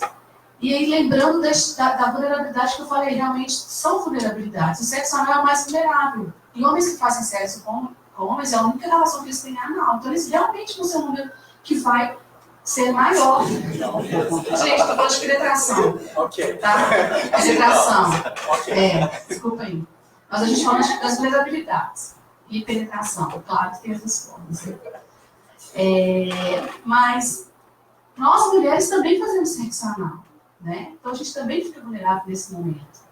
Então, não há nada com essas duas. E aí, então, a gente tem que estar conversando com esses héteros, né? Que as vulnerabilidades acontecem, sim. Né? E quando chega... E eu falo, não sei, Rodrigo, qual a experiência de vocês, mas os resultados mais difíceis, assim, para entregar foram para homens héteros. que se identificam héteros, né? Não posso falar. E é muito difícil, eles são muito difíceis, a aceitação é muito difícil. Eu conheço várias histórias de casal que o homem morre, a mulher fica para dar continuidade, para criar os filhos, né? Então, assim, esse estigma ainda ele atrapalha em muitas coisas, né? Isso aí a gente não pode. E lembrar sempre dessas vulnerabilidades. A Eredá, né? Ela falou a questão da morte. Que ainda está relacionado também com, desculpa ele interromper, relacionado também com o acesso do homem hétero ao serviço de saúde, né? Que normalmente é inferior do que outros grupos, né? O homem hétero normalmente acessa menos o serviço de saúde que outros grupos. Não sei se é uma pesquisa, eu fui num evento para a saúde do homem em Brasília, até uns 2, 3 anos, não me lembro, que falou que o homem que vive com HIV está vivendo mais do que o homem que não vive com HIV, porque por ele ter que fazer continuadamente, né, esse tratamento, ter que ir no médico, fazer uma série de exames, ele está acompanhando e ele está vivendo mais do que o que não vive, porque vai descobrir ele tendo um infarto lá no fim, não dá tempo para mais nada. Ele dá realmente a intercorrência da AIDS. Né? O que o vírus do HIV faz? Ele acaba com a imunidade. E sem imunidade eu vou ficar suscetível a pegar um monte de doenças e aí uma dessas doenças pode me levar a óbito, uma tuberculose, uma neurotoxoplasmose, uma meningite. Eu conversei com um profissional ontem, na Eduardo de Menezes, ele falou assim, tem muitas pessoas internadas no Eduardo de Menezes por causa da testagem tardia. Então a AIDS ainda mata. Por quê? Diagnóstico tardio, né? As pessoas ainda, muitas vezes elas não têm coragem de fazer teste. É difícil ainda, né? E o preconceito. Né? O preconceito mata mais do que a AIDS. E o que vai curar o preconceito? Informação. Né? Então vamos procurar informação, vamos levar informação para esses jovens, para os nossos idosos e para as pessoas que estão mais vulnerabilizadas nesse momento. E principalmente para essas pessoas que estão com preconceito ainda, que ficam meio de traçar, de comentar, né? Enfim. Pode até transar comigo, gente, vocês não devem HIV, não. Então, assim, a gente vai ter que levar informação para a gente tentar diminuir esses estigmas aí, que realmente é o que ainda dificulta, né? E falar de sexo etapu, isso não tem jeito. Vamos lá, William. Como ele falou, foi um questionamento muito forte da militância no início da implementação da PrEP. Porque, inclusive, uma das características para você ser elegível à PrEP é você ter algumas outras ISTs recorrentes. Então, por exemplo, ter tido sífilis, tratar e ter tido sífilis de novo. Ter tido a gonorreia e HPV. Isso te torna elegível à PrEP. Não é só você ser gay que te torna uma pessoa elegível. Né? Tem outras subcaracterísticas. E essa alguns critérios. E esse é um dos critérios. As pesquisas que teve antes da implementação da PrEP diz que os números de recorrência das pessoas que viviam com HIV, que estavam em uso de PrEP, diminuiu drasticamente antes delas terem a PrEP. Né? Foi que teve a pesquisa, né, primeiro no Brasil, de implementação, depois teve a implementação. O primeiro ano de pesquisa teve esse resultado e o primeiro ano de implementação reforçou. Né? Então, o que acontece? A pessoa tinha vários ISTs antes de tomar PrEP e depois que tomar PrEP, essa incidência de ISTs diminuiu. E aí a gente vê a importância da informação. Né? Porque o que acontece? A pessoa que usa de PrEP, ela tem um acolhimento maior. Ela vai no serviço uma vez, ela fala que ia usar PrEP, ela vai ser acolhida, ela já vai receber muita informação ali. E aí ela vai fazer vários exames. Ela vai voltar, buscar a medicação. Ela tem que voltar depois de um mês de novo. E ela não vai chegar lá e vai receber só a PrEP, não. Ela vai ser novamente, vai ter a conversa com ela e feito exame testagem para todas as ISTs. Depois ela volta de 3 em 3 meses, depois de 6 em 6 meses.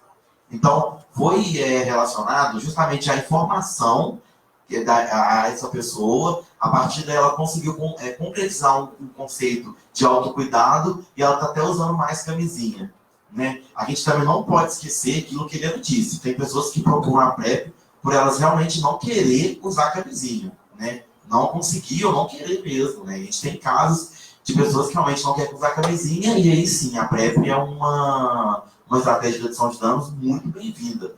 né? Existe vários grupos de... A gente não pode esquecer que o sexo sem camisinha para as pessoas que fazem sexo profissional, ele é mais caro, né? Então, a PrEP deveria ser para essas pessoas. Suelen, existe um termo na literatura médica que é HSH, né? São homens que fazem sexo com homens. Esse termo foi criado justamente para os homens que transam com os homens, mas não se consideram gays, né? Então a literatura médica traz esse termo justamente para discutir a saúde desses homens, né?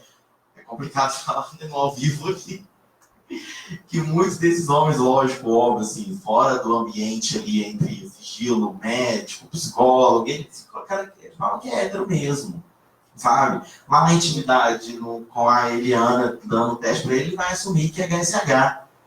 E muito isso causa estigma desse machismo que a gente usa e que faz um link com a questão de negociar a camisinha, né?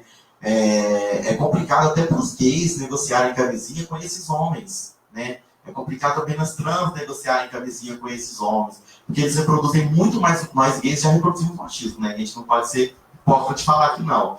Mas esses HSHs, eles reproduzem muito mais machismo do que a gente, né? E às vezes a gente também fica vulnerável a esse machismo que é reproduzido. Leda, é isso mesmo que a Eliana falou, assim, eu acho que quando a gente fala de morte por AIDS, a gente, enquanto militante, tenta não invisibilizá-la, sabe? Porque se a gente invisibilizar a AIDS, como foi feito nesse governo agora, que tiraram totalmente o nome AIDS do departamento, a gente invisibiliza. E a gente invisibiliza 34 pessoas por dia que morrem de AIDS, né? E a gente invisibiliza também a questão de falar sobre testagem, né? Igual a Eliana falou, se você fala Eduardo Menezes, basicamente tudo lá, nesse momento, são pacientes em tratamento da AIDS. Então a gente fala de AIDS, mas de outras doenças, né? São doenças oportunistas, justamente por causa da imunidade baixa. Muito obrigado, gente. Desculpa, Rodrigo. Desculpa, é porque eles falam tanto. Eu já estou acostumado com os dois. Você quer completar alguma coisa? Essa questão, igual a Eliana falou, do machismo, ele é cultural e estrutural, né? Às vezes as próprias mulheres reproduzem esse machismo, né? Essa questão do homem criticar o uso do preservativo. Igual um dia eu vi um clipe, não sei se vocês viram, da Pablo Vittar, que ela tirou um preservativo até do Ministério da Saúde, né, para ficar com o rapaz que ela estava dentro do carro. E eu, muito curioso, fui ver as respostas, né? Isso engravida? Olha para você ver a visão retrógrada que a gente tem de pessoas machistas e de um país assim, patriarcal e sexista, né? Então, quer dizer que ela está passando uma imagem do correto, né, para a sociedade, e vem pessoas machistas, tanto homens quanto mulheres, para criticar e fazer alusão, né, de que aquilo ali está errado, né? Que aquele corpo diferente, ele não necessita de proteção, né? Então, aí que a gente tem que reforçar que o uso de preservativo é para todos, né? Sem distinção nenhuma. Obrigado, Rodrigo. A gente tem um comentário aqui feito pelo Facebook, pela Fabíola Amaral. Ela escreveu, me sinto assim, um apresentador de programa de TV.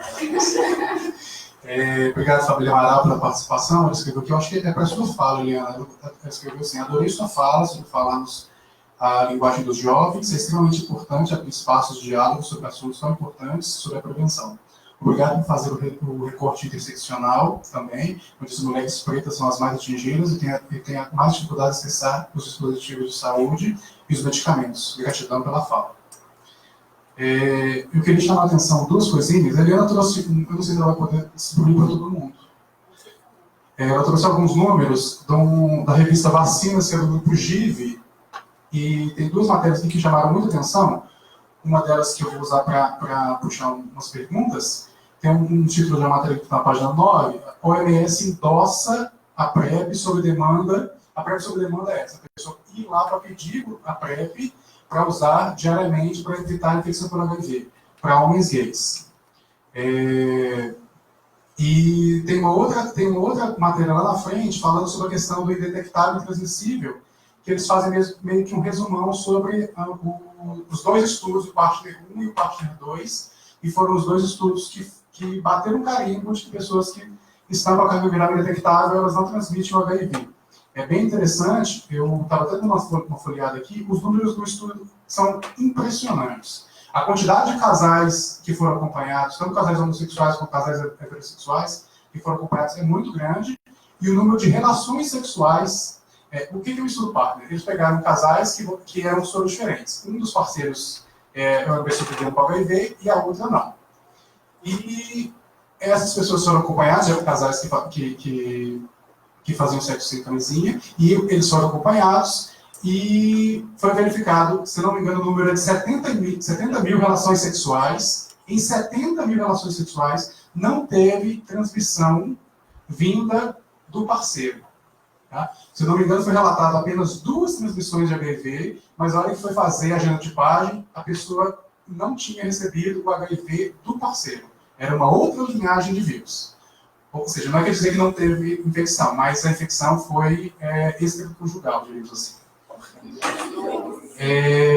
Então, os números são muito fortes para bater o carimbo que realmente indetectável e intransmissível. A estatística é muito forte, é o que a gente chama de verdade científica. As pessoas falam assim, mas a estatística pode, não sei o que, ela tem uma probabilidade. Não, isso a gente chama de verdade científica. Né? Que a estatística é tão forte que ela indica que quem vive com HIV e mantém o seu tratamento regular, mantém sua carga viral indetectável, não transmite HIV.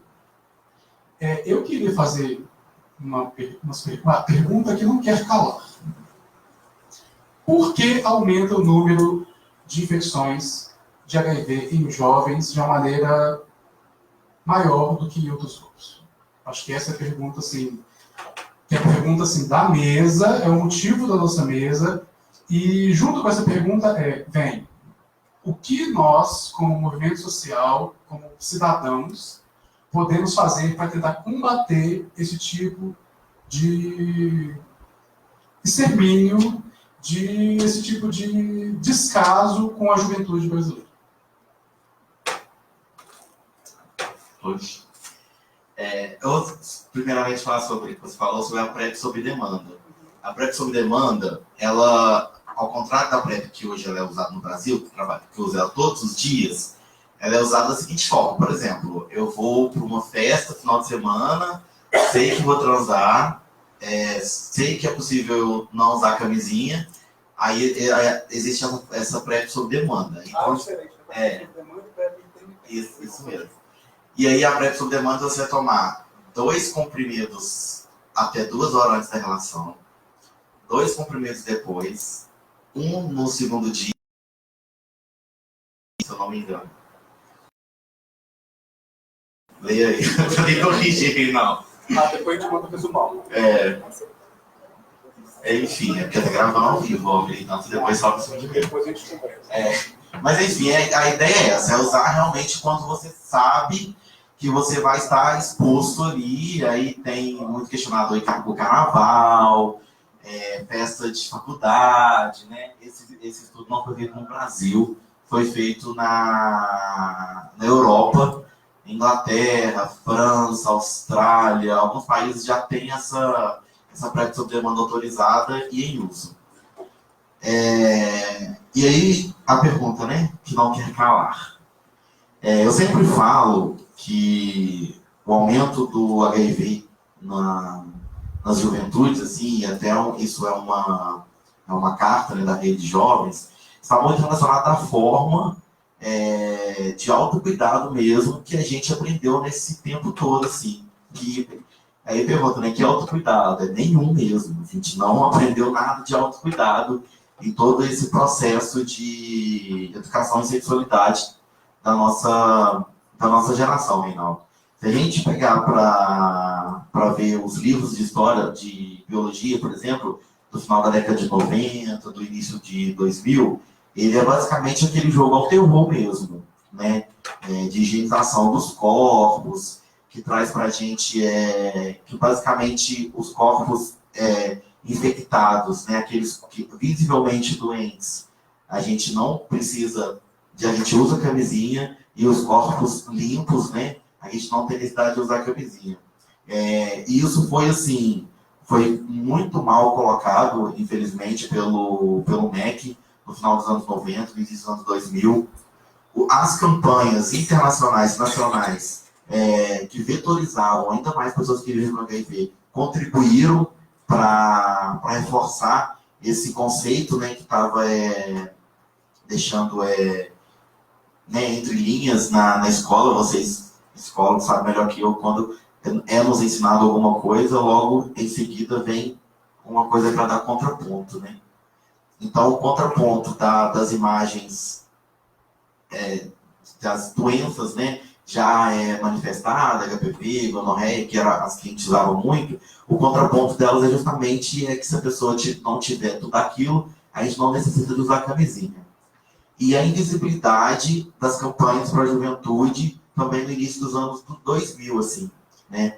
Então, não houve de forma alguma, assim, ninguém falava, os amigos não falavam, porque, geralmente, né, eu vou falar por mim, os meus amigos tinham tanta informação quanto eu, que era zero. A minha família, assim, não falava, ninguém falava. E isso invisibiliza. E quando invisibiliza, a gente vê o resultado, né? O resultado está aí. Eu queria que você combatesse também, Rafael, o argumento que a gente sempre vê nas redes sociais, nas rodas de conversa por aí, no boteco, que é porque não existe mais a imagem da pessoa com AIDS. E aí, por isso, a juventude parou de usar camisinha. Eu queria que você combatesse esse argumento, por favor. E continua, tá? Ótimo. É isso que é o ponto-chave, assim. Eu sempre, quando eu falo sobre autocuidado, e a partir daí que eu acho que a gente não usa camisinha, eu sempre trago um conceito geral, assim, da saúde do adolescente. E em todos os quesitos de saúde de adolescente, a gente tem uma evasão gigante em relação à saúde. Por exemplo, cobertura vacinal, que seria, tem grupos, né? HPV, por exemplo. A gente tem uma cobertura nacional em alguns casos de 2%. Né? Então, o jovem não vacina. Então, por que não questiona o jovem porque ele não vacina? Né? Mas questionam os jovens que eles são o culpado da epidemia, né? E de HIV. E outra coisa que eu sempre venho falar é da saúde bucal, por exemplo. Né? Eu estava num congresso que tinha uma dentista na mesa e ela estava falando que o número de extração de dentes na população até 29 anos subiu mais de 700%. É o mesmo número do HIV, né? Então, você vê, o jovem realmente não está cuidando da saúde em si, né? Aí eu acho que vem o questionamento. Tá ok, a gente não está usando camisinha, não está usando camisinha mesmo, porque os números estão mostrando isso. Mas qual tem que ser o discurso? E eu acho que o discurso é esse, sabe? É a gente entender que a saúde do jovem não é só a saúde sexual, sabe? É a saúde mental. Vocês sabem muito melhor do que eu como o sofrimento mental, a automutilação, até a autoextermínio tem crescido nessa população. E ninguém conversa, sabe, Reinaldo, sobre autocuidado. Ninguém. Eu sempre tenho mania de falar do banho. O banho é uma coisa que a gente que faz todo dia, mas pouco a gente entende que o banho é um autocuidado nosso, né? E aí, quem que poderia trabalhar o autocuidado no banho? Porque o que até então a gente toma banho porque a mãe manda, né? E aí, às vezes, tem que brigar, dar umas palmadas na bunda pra gente ir tomar banho. E aí, quando chega na adolescência, a gente tem que tomar banho porque a gente tem que ficar limpo, tem que ficar cheiroso. Então, a gente nunca analisa essa situação de um banho como autocuidado. Então, por exemplo, a gente tem que sair dessa ideia também, que só saúde e a educação tem que falar de autocuidado e de saúde da população adolescente. Tem que ser todo mundo. E quando eu falo todo mundo, é todo mundo mesmo. É família, educação, escola, cultura, esporte. Aí eu acho que o esporte, aí numa mesa, inclusive lá no Rio, me questionaram como que o esporte poderia contribuir. E eu vi justamente nessa questão do autocuidado. Olha, vocês vão jogar a bola agora, e por que vai pro vestiário depois de tomar banho? É só para tirar o sol, para não ficar fedendo? Não é, a verdade não é essa. A gente toma banho para justamente é uma questão de autocuidado. Então, se todo mundo compreender isso, que a saúde do adolescente não é só da saúde sexual, que o adolescente tem evasão de todos os outros meios de cuidado, eu acho que a gente consegue combater um pouco essa lógica de que nós somos os subversivos, os jovens que não vamos usar camisinha porque a gente não quer, sendo que a realidade não é essa. Acho que Eliane e o Rodrigo podem falar um pouco melhor sobre a questão da testagem, assim. Sempre, eu faço praticamente 2 a 3 acolhimentos de jovens por semana, eu não conheço um jovem que ficou tranquilo com o diagnóstico. Eu não conheço um jovem que foi fazer o teste tranquilo, sabe? Sem medo do resultado. Eu desconheço mesmo. Existem jovens que aceitam o diagnóstico melhor, né? Mas aí também é uma outra discussão, que geralmente o jovem que recebe o diagnóstico melhor, já é um jovem que já tem um acesso à educação melhor, que já, pelo menos, já tem uma estrutura familiar muito, que vai dar a ele mesmo um amparo, né, sobre isso tudo. Tanto é que os jovens que eu conheço que contam para a família são os jovens que têm amparo familiar. É raro a gente pegar um jovem LGBT que já tem problema com a família, abrir a sorologia para a sua família, né? Então, eu acho que se a gente começar a entender que a sexualidade e aí as doenças sexualmente transmissíveis é só uma parte do cuidado integral da população jovem, entender que os jovens têm evasão de saúde em todos os segmentos, é um dos primeiros passos para a gente tentar acabar com essa falácia horrível, assim, de culpabilização. A gente viu o tempo, né, fazendo aquela reportagem escrota, ridícula, com título, exatamente o título é esse, né? Com medo de HIV, os números aumentam na população jovem. Eu acho que se a gente começar a falar sobre isso e começar a falar de autocuidado de uma forma geral mesmo, em todos os segmentos, assim, a gente vai evoluir um pouco.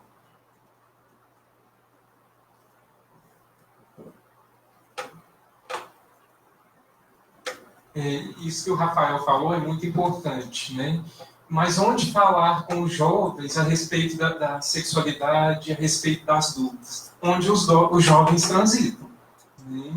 Então, se eles transitam, nas escolas, né? Eu sempre falo nesse sentido, porque a educação sexual, ela começa desde a infância, né? Com a questão da higienização, porque o Brasil é um dos países que mais tem amputação de pênis por falta de higienização do homem lavar o pênis mesmo, né? Não falando que as mulheres também não têm essa questão, mas as mulheres geralmente elas têm uma questão do ginecologista, né, que orienta, né? E os homens só o proctologista, né? Isso mesmo depois de certa idade. Acaba que a saúde ela contempla muito mais a mulher, não defendendo, né, que o homem não tenha políticas públicas para o homem. Tem sim, né? Mas vá no posto de saúde para ver.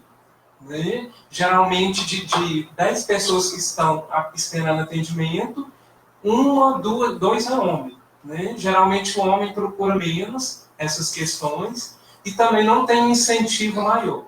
Né? Muitos relatam que é por questões trabalhistas, mas hoje em dia as mulheres também saem para trabalhar, as mulheres também têm suas atribuições, mas mesmo assim não deixam de fazer uma mamografia, de estar indo no ginecologista, estar fazendo preventivo. O homem, ele procura só quando o buraco é mais embaixo, né, como se diz.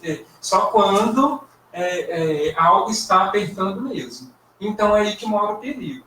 E essa questão mesmo que a Eliana falou, lá no centro de testagem, no SAI também, a gente vê um número de mulheres que ainda estão aí fazendo seu tratamento tranquilamente e os maridos já se foram.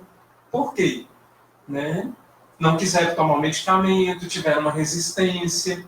E é aí que tem que entrar a equipe multidisciplinar, né? A enfermagem atuando ali na questão da orientação dos exames, o psicólogo está, né, trabalhando na saúde mental da pessoa, assistente social está acolhendo, né, a pessoa, tirando algumas dúvidas dos direitos, o farmacêutico está falando das interações medicamentosas, das reações adversas. É um grupo de adesão mesmo para trazer para o serviço esse grupo que evadiu, né? E a gente lá em Divinópolis tem um grupo muito grande de pessoas que estão em abandono, né?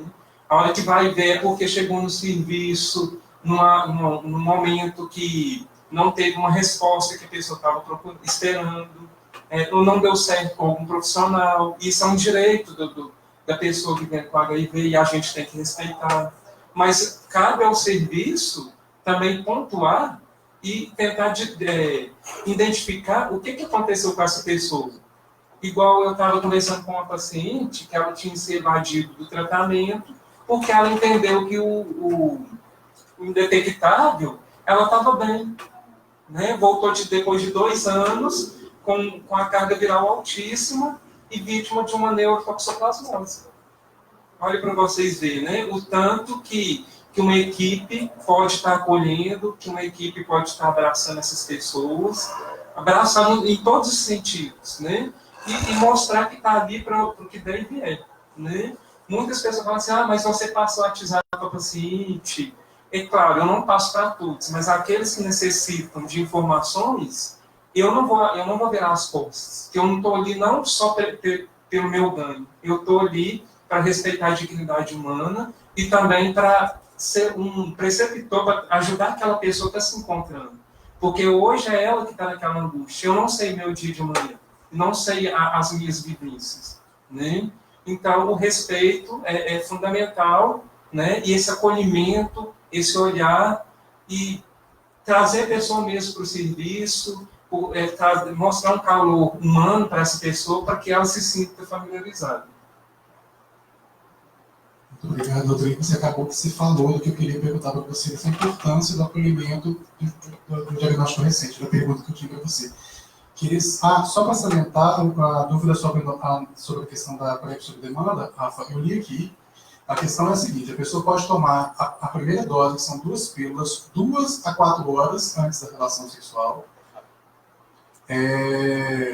Ela tendo a relação sexual, ela vai tomar uma segunda dosagem, vai ser uma pílula só, 24 horas depois da primeira dose, e depois, 24 horas de novo, dessa segunda dose, ela vai tomar mais uma dosagem. Tá documentado que é uma metodologia que tem funcionado e tem reduzido os índices de infecção. É impressionante como uma coisa que teoricamente parece difícil, mas tem funcionado muito bem. Por isso ela tem sido conhecida como PrEP-cronograma 2 mais 1 mais 1. Porque são duas pílulas, depois uma pílula, depois outra pílula de novo. Mas tem funcionado bem. Alguém quer? Tem mais alguma pergunta? Eu vou descer. Porque senão na internet o pessoal não ouve. Boa noite a todos. Meu nome é Guilherme, eu sou estudante de medicina e eu queria falar um pouco porque durante a formação que eu tive até agora, eu senti uma invisibilidade muito grande sobre a população LGBT e as demandas que ela tem. Uma coisa que eu queria entender é como cuidar, como entender o que essa população precisa se muitas das pessoas que estão formando agora, que vão atender futuramente, não conhecem ela, não sabem quem são, o que precisam, o que sentem. E eu queria realmente essa pergunta: como cuidar dessa população e, dentro disso, lutar contra o HIV/AIDS se nós não vamos conhecer elas, nós não vamos entender o que fazer com esses profissionais, tanto os que estão formando quanto vários dos que já estão atuando. Boa noite, meu nome é Cíntia, eu sou colega do Reinaldo lá na polícia, e meu maior interesse de vir aqui, a partir do convite dele, é que eu sou professora e dou aula numa faculdade particular para alunos de medicina de outono. Você estudou onde? Em BH. Em BH. E o que eu observo é uma imaturidade muito grande dos meninos. Não sei se é esse o perfil, mas a maioria dos alunos que a gente vê são de uma classe média elevada e que não tem noção da realidade, né? Então, eu vejo que a universidade não debate questão de racismo, a questão LGBT fica muito restrita aos DAs, né? Então, eu acho que isso limita muito. E eu fico muito preocupada com isso, porque essas pessoas vão se formar e vão atender a população, né? Então, primeiro, eu gostaria de uma orientação do que eu posso fazer para ajudar esses meninos, porque são pessoas muito bem intencionadas, são pessoas boas, mas despreparadas, assim. Né? É muito comum pessoas muito mimadas, então que não é dureza. E assim, são muito jovens, eu acho que dá para mudar esse perfil, só que eu me sinto limitada quanto a isso, né? E outra pergunta aqui que a gente estava comentando a respeito dos efeitos adversos, tanto da PrEP quanto da PEP, como que é esse perfil de efeitos adversos. Obrigado. Então, Guilherme, acho que para síndico, Guilherme, acho que vou tentar, né, juntar aí. Realmente, as faculdades da universidade não falam dessa diversidade, dessa pluralidade, de questões específicas, né, como HIV, questão LGBT, mas algumas criam algumas estratégias. Normalmente, eu já fui 2 vezes na Liga da UFMG, me chamaram, fui lá falar. Depois tem um tempo que já não me chamam. Sempre que me chamam, eu faço questão de ir para falar um pouco. Porque não vai ser falado lá pelos professores. Então, é bom a gente, enquanto protagonistas, né, e estar sensibilizando os profissionais, futuros profissionais, para estarem atuando. Eu fui esse ano, não vou lembrar qual faculdade, mas no curso de serviço social, né, para estar falando essa questão também do viver com HIV, que também é importante, porque são profissionais que vão lidar com isso. E quando eu falo do viver com HIV, eu tento trazer toda essa questão de orientação sexual, identidade de gênero, né, para que essas pessoas entendam a importância do nome social, a importância de respeitar a diferença, porque as pessoas não sabem a diferença de orientação sexual para a identidade de gênero. Então, eu tento levar. Então, é uma estratégia, assim, de, enquanto professora, você está tentando contato com esses movimentos e levando. Eu acho que é uma estratégia interessante, você, Guilherme, se tivesse oportunidade também, está levando. Eu e a Rafael, a gente tem essa né, disponibilidade. E aí a gente se coloca à disposição mesmo para estar ajudando nessa questão aí. E a gente sabe como que é. Meu filho está estudando agora na Milton Campos. Ele começou a fazer história na PUC. Mas ele depois passou para direito. E ele fala comigo, mãe, eu me sinto às vezes tão deslocado, acho que eu vou querer nem participar da formatura. A pessoa tem dinheiro demais, a pessoa que não sabe o que é. E Matheus, assim, ele participa muito comigo, ele já foi em eventos comigo, quando ele tem disponibilidade, ele viaja com a gente, ele está muito ligado aí nesses... E é um diferencial, né? E ele fala, assim, que se ele pudesse, ele voltaria para a PUC, porque tinha uma realidade diferente, tinha pessoas como ele, né? Enfim, a gente sabe que tem essas questões aí, né? Os efeitos, a PEP, o medicamento da PEP hoje é um medicamento super tranquilo, que é um medicamento que chegou de ponta, que inclusive a maioria das pessoas, as pessoas que descobrem o diagnóstico tomam, e muitas pessoas que estavam tendo problema com outros medicamentos estão passando. Eu, inclusive, tomo aí, são 2 por dia, super tranquilo de tomar, a longo prazo a gente não sabe, a gente está falando a curto prazo. Então, efeitos imediatos são raros. A PrEP também acho que é a mesma questão, a gente não tem ainda grandes efeitos a curto prazo, mas a longo a gente não sabe o que pode acontecer, mas assim, por causa, normalmente é no início, tonteira, diarreia, vômito, umas questões, né, insônia, questões assim que com o tempo passa. Mas quando eu comecei, os efeitos eram seríssimos, eram muito difíceis de tomar. Mas, como o Rodrigo falou, a gente não tem problema com adesão. A adesão também é uma das causas de adoecimento e de morte de pessoas que vivem HIV. Eu, no início, quando eu comecei a tomar, eu tive um grande problema, eu não conseguia tomar, porque eu não gosto de tomar remédio. Então, eu tive que aprender a tomar, né? Porque senão eu ia morrer. E as pessoas também falam que por causa disso está banalizando. Os jovens remédios não podem ter efeito como antigamente. Mas, gente, a gente tem que melhorar. Não daria para continuar tomando.